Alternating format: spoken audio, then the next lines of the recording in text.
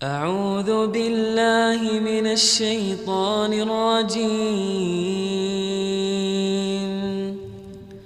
بسم الله الرحمن الرحيم.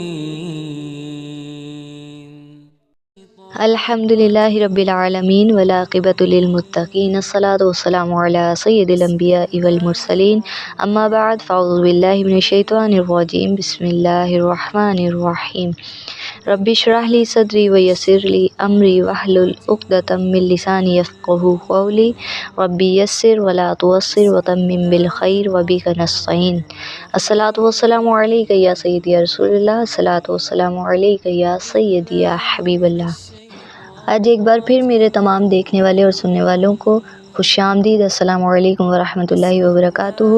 بغیر وقت کو ضائع کیے میں اپنے موضوع کی طرف چلتی ہوں، لیکن اس سے پہلے میں بتاتی چلوں کہ کل کی ویڈیو میں کل کے پہلے پارے کی تفسیر کے خلاصے میں نے کیا کچھ بتایا. کل ہم نے پڑھا تھا کہ اللہ تعالیٰ نے پہلے پارے میں سورۃ الفاتحہ میں سب سے پہلے اپنی رحمانیت ربوبیت کا بیان فرمایا، پھر اس کے بعد بندے کی ہدایت کے لیے دعا فرمائی، پھر اس کے بعد اللہ تعالیٰ نے یہ بتایا کہ مومنین کو کن لوگوں کے راستوں پر چلنا چاہیے. پھر اس کے بعد ہم نے سورۃ البقرہ کے 4 پوائنٹس پڑھے تھے، جن میں نمبر 1 تھا کہ ہدایت کے 3 گروہ جو تھے، مومنین، کافر، منافقین، جن کی وضاحت کل میں کر چکی ہوں. دوسرا پوائنٹ تھا انسان کی خلافت اور آزمائش کے بارے میں، اور تیسرا پوائنٹ تھا بنی اسرائیل کی نافرمانیاں، اور چوتھا پوائنٹ تھا کہ حضرت ابراہیم علیہ السلام اور حضرت اسماعیل علیہ السلام نے خانہ کعبہ کی بنیاد رکھی اور آپ کی اور امت مسلمہ کی ذمہ داریاں. اب ہم چلتے ہیں دوسرے پارے کی طرف. دوسرے پارے میں بھی سورۃ البقرہ ہی موجود ہے. سورۃ البقرہ کی کل آیات 286 ہیں، جس میں سے 1 سے لے کر 141 تک ہم پہلے پارے میں پڑھ چکے ہیں. دوسرا پارہ سیقول السفہاء، سورۃ البقرہ آیت نمبر 142 سے 252 بنیادی طور پر امت مسلمہ کی ذمہ داریوں، قبلے کی تبدیلی، صبر و استقامت، جہاد اور شرعی احکامات پر مشتمل ہے. یاد رہے کہ ہم نے پہلے پارے میں سورۃ البقرہ کے 4 پوائنٹس پڑھے تھے، اور آج ہم دوسرے پارے میں سورۃ البقرہ کے 6 پوائنٹس پڑھیں گے. فرسٹ پوائنٹ ہے قبلے کی تبدیلی. آیت نمبر 142 سے 152 تک قبلے کی تبدیلی کا ذکر ہے. یہود یہ سمجھتے تھے کہ مسلمانوں کا بیت المقدس کی طرف نماز پڑھنا ان کے دین کی برتری کا ثبوت ہے. جب اللہ تعالیٰ نے مسلمان کو خانہ کعبہ کی طرف رخ کرنے کا حکم دیا تو منافقین اور یہود نے اعتراض کیا اور اس پر یہ آیت مبارکہ نازل ہوئیں. مسلمان جب مکے میں تھے کعبے کی طرف منہ کر کے نماز ادا کرتے تھے، مدینے میں تھے تو حکم ہوا بیت المقدس کی طرف منہ کر کے نماز ادا کی جائے. 17 مہینے بیت المقدس کی طرف منہ کر کے نماز ادا کی.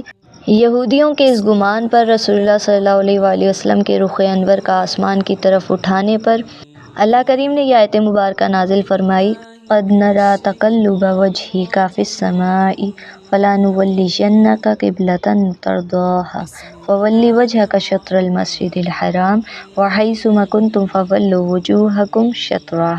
اے حبیب، ہم بار بار آپ کے رخ انور کا آسمان کی طرف پلٹنا دیکھ رہے ہیں، سو ہم ضرور بالضرور آپ کو اسی قبلے کی طرف پھیر دیں گے جس پر آپ راضی ہیں. پس آپ اپنا رخ ابھی مسجد الحرام کی طرف پھیر لیجئے.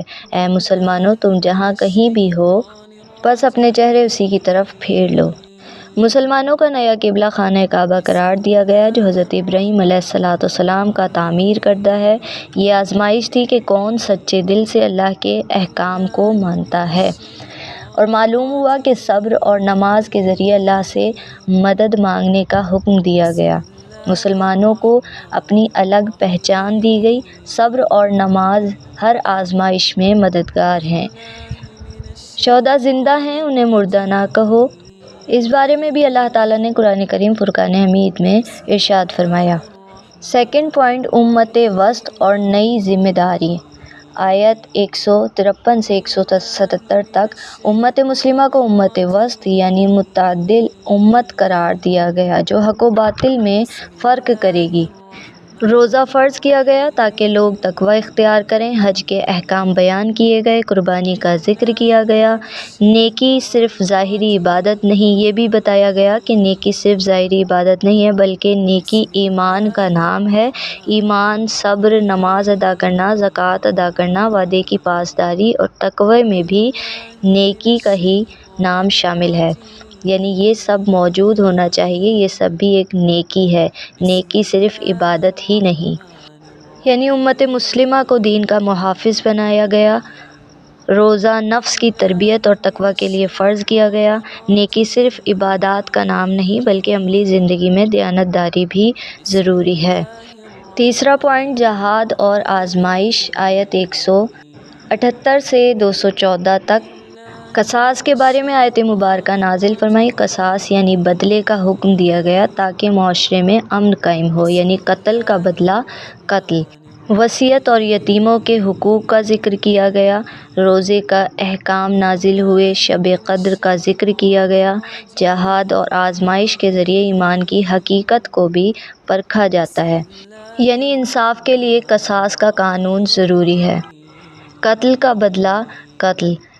غور کیجئے کہ اگر آپ ایک قاتل کو چھوڑ دیں گے تو اس نے آج ایک قتل کیا، کل وہ 2 جانیں لے لے گا، پرسوں وہ 3 جانیں لے لے گا، اس طرح قاتل اور بھی جانیں لے سکتا ہے، اور بھی زندگی تباہ ہو سکتی ہیں، گھر تباہ ہو سکتے ہیں۔ قرآن کریم میں اللہ تعالیٰ نے قتل کا بدلہ قتل، قصاص کا بھی ذکر فرمایا، آیت مبارکہ نازل فرمائی۔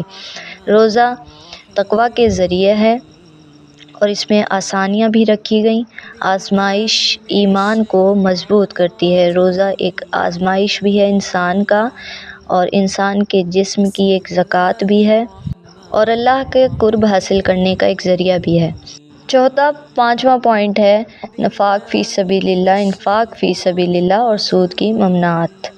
آیت نمبر 215 سے 242 میں اللہ کی راہ میں خرچ کرنے کا اجر بیان کیا گیا، سود کو حرام قرار دیا گیا کیونکہ یہ ظلم اور استحصال کا سبب بنتا ہے، قرض اور لین دین کے اصول بیان کیے گئے، شادی، طلاق اور عدت کے مسائل بیان کیے گئے۔ اللہ کی راہ میں خرچ کرنا ایمان کی نشانی ہے۔ سود حرام ہے کیونکہ یہ مالی استحصال کا ذریعہ بنتا ہے۔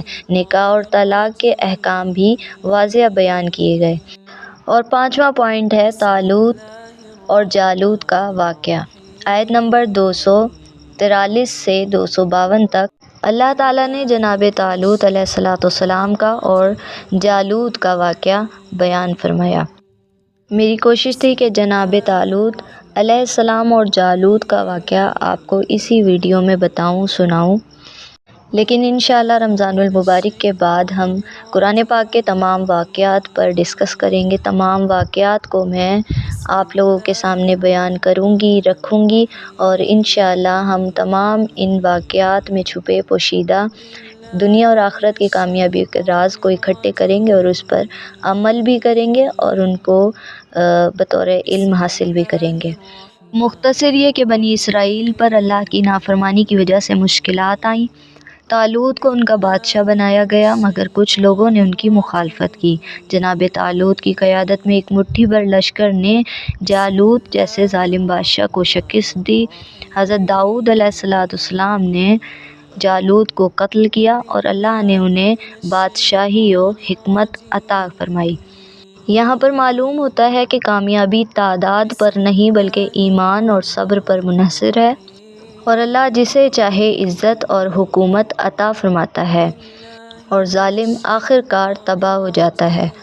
یاد رہے کہ ہم نے سورۃ البقرہ میں آج 6 پوائنٹ پڑھے: قبلے کی تبدیلی، صبر اور نماز، جہاد اور آزمائش، سود کی ممانعت، اور پانچواں اور چھٹا طالوت اور جالوت کا واقعہ۔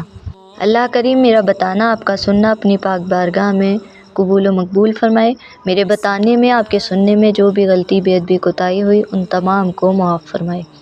وَمَا عَلَيْنَا إِلَّا الْبَلَاغُ الْمُبِينُ۔